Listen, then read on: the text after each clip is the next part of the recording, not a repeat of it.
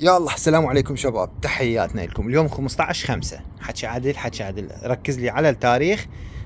حتى اصور لك الوجبات اللي عندنا ما شاء الله هذا الموسم. بس هو الغرض من الفيديو مو هاي السالفة الاولى. هنا سالفتين.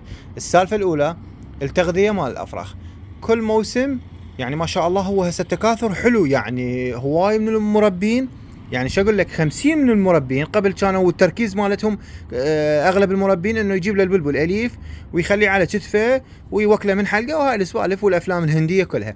اوكي، بس هسه 50 من المربين اتجهوا انه شنو، اتجهوا انه يكاثرون البلابل. يعني يخليهن يتكاثرن عنده بالبيت، رغم ما انه بالسوق موجود ومكوم افراخ، لكن اتجهوا الى هذا الموضوع. شاف انه بيفد فد هدف حلو، فد متعه، فد شيء كلش حلو طبعا.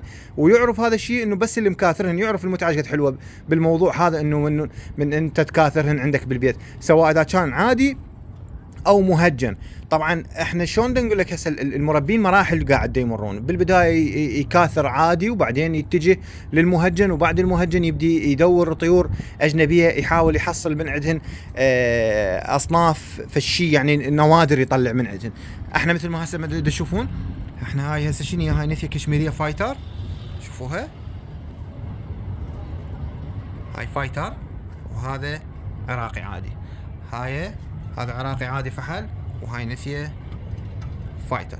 هذا عراقي عادي، وهاي نثيه فايتر.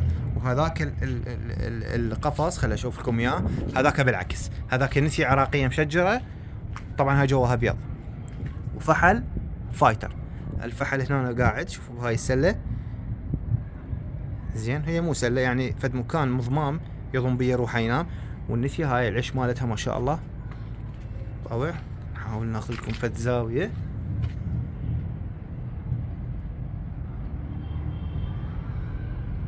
هذا العيش مال النثيه بيبيض. هاي الصغير اللي بقى من جهالها راح انزل لكم اياه، اوثقه فد يومين ثلاثه ان شاء الله. وهنا ايش عندنا ذني هاي عمرهن 5 ايام الافراخ. هاي عمر 5 ايام الافراخ ما شاء الله. اللهم صل على محمد وآل محمد. اعطينا مجال، بسم الله ما شاء الله. خل احاول اوصل الكاميرا جو، ابقوا وياي.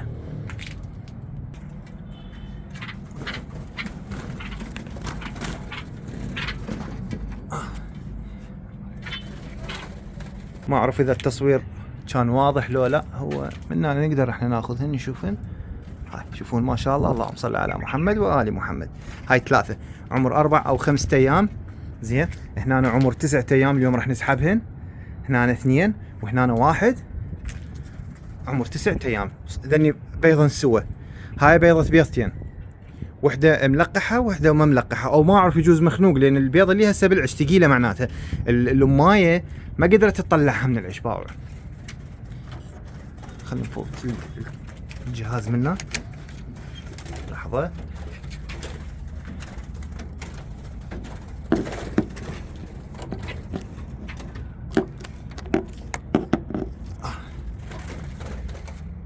ما اعرف اذا بين لو لا. هنا بيضتين، وحده فقست، شفتوها هسه صغير، واللخ ما فقست، اتوقع انه اختنق بالبيضه.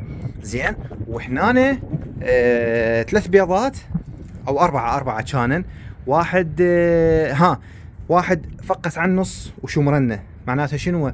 معناتها اختنق بالبيضه مالته. والاخ ما فقس، معناتها ايضا مختنق. فطلعا بس 2 يعني يبين منه، ما يبين. خلينا نمد ايدينا والله كريم، بعد ما اعرف انه التصوير ذا يجي لو لا. انا اليوم راح اسحبهن ان شاء الله، بس حبيت اصور لكم واعطيكم معلومتين. ما اعرف بين لو لا. زين ما اعرف بين لو لا. المهم هاي هسه واضحات قدامكم ذني فرخين. عموما الشغله الاولى دائما يسالون التغذيه من يفقسن عندنا ايش ننطيهم اكل. انا يمكن منزلكم اكثر من 10 فيديوهات يخص هذا الموضوع. الافراخ بدايه التفقيس لازم بالقفص مالتك قبابي حي او جراد حي او اي حشرات حيه، اي حشرات حيه. هاي الطيور غريزتهن تدفعهن توكل افراخها حشرات حيه، بالاضافه الى خلطه السوبر ديلوكس. بالنسبه الي يعني هسه تشوف هذا القفص فارغ، اي شيء اكل غيره ماكو غير خلطه السوبر. طبعا وسخ القفص ما نظفه لين هذا يخليه ما يامنا. هاي الصواني بيها مي اخلي حتى النمل ما يوصل للاكل ولا يوصل للقبابي. شوف، فتلقائيا الام 3 ايام ما تعطيهم خلطه، مراقب الموضوع ايش تعطيهم بس قبابي. بعد 3 ايام عمر 4 ايام تبدي تعطيهم الباتي مال البيض ومال الحشرات. بعد 5-6 ايام تبدي تعطيهم الحبيبات مال الضخامه، تعطيهم حبيبات الفواكه. زين، تبدي تشيلين هاي الجزيئات. نشوف هذا القفص نفس الحاله، شوف مي يعني خال. هاي الطريقه يعني هاي الصفيت عليها حتى لا يوصل النمل. فمن تفكر تكاثر وفر قبابي حي او جراد حي او اي شيء، ضروري ضروري ضروري. غير اي اكل غيره ما ينجح للافراخ. هاي القفص مالتنا بس خلطة السوبر ديلوكس خال بالقفص، والقبابي الحي فقط إذا كان عندك تكاثر. هاي انتهينا منها. شغلة اللخ، السحب مال الأفراخ شو وقت نسحبهن؟ بالنسبة إلي أسحب عمر 9 أيام، لا فوقها ولا جوا. إذا طيورك بحالة وحدة إنه الطيور شفتن قامن ما يوكل الأفراخ، ممكن تسحبهن بعمر 7 أيام.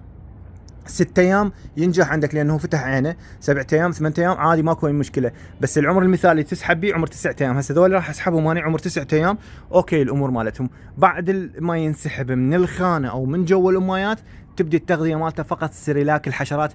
اذا مجربيه واللي مجربيه هسه يكتبوا لكم بالتعليقات. فقط هذا الشيء، ما انطيهن اي شيء ثاني. لا اظل اعطيهن قبابي لانه القبابي ما يخدمهن بعد ما ينسحبن من امهاتهن. يعني ما بي مكونات هوايه حتى يشبع الطير، ولا بي فيتامينات حتى يقوي الطير مالتك. هاي الشغلتين حبيت اكد عليهن. واليوم 15/5. هاي المحميات ما شاء الله 3 وهاي بيها بيض. تحياتنا. طبعا رجعنا وياكم لانه التصوير هسه من رجعته مو كلش مبينات بالعش، فاني سحبناهن ما شاء الله. هذني 4 لان عندنا هذا قديم، هذا مال المحميه رقم 4 مالكم شغله بيه. هذا مالتنا قديم، شوفوا حتى اكبر منه. هذني الصغار باع شلون يضم راسه باوع. وهذا الثاني وهذا الثالث. هذا ابن المحميه رقم 3 لونه شويه باهت، وهذا ذول اخوان ولد المحميه رقم 2. من تسحبهن هن طلعن من العش لان وحشيات صايرات. من اسحبهن ويا العش، ويا طاستهن اسحبهن حتى لا ينمردن عندك، وحتى تظل ريحه امهن بالعش، حتى شلون نقول يامنن. هو مجرد انه يجوع. هسه دائما خلي سحبكم مثلي بالليل للصبح، لا تعطيه اكل عادي اي مشكله. للصبح راح يفتح حلقه بس يشوفك، بس تجي، لانه راح يجوع منا للصبح. تحياتنا لكم وشكرا للمشاهده، والله يرزق الجميع ان شاء الله.